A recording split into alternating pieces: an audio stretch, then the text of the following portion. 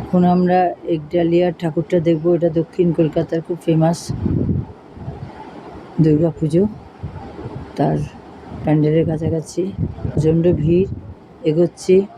এবারে মণ্ডপটা তৈরি হয়েছে তামিলনাড়ুর কোনো অরুণাচলেশ্বর একটা টেম্পলের আকৃতিটাকে নিয়ে তৈরি করেছে টেম্পলটা। ভীষণ সুন্দর, খুব ভিড়।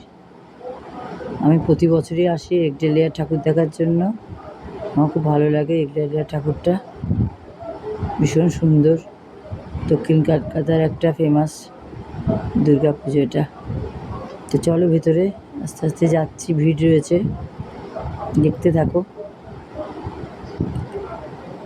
প্রতিটা ওয়ালের মধ্যে একটা একটা করে মূর্তি ছিল প্যান্ডেলের, সেগুলো খুব সুন্দর। ভেতর দিকে সুন্দর ঠাকুর, আর প্রতিমার মূর্তিটাও খুব সুন্দর, ভীষণ সুন্দর।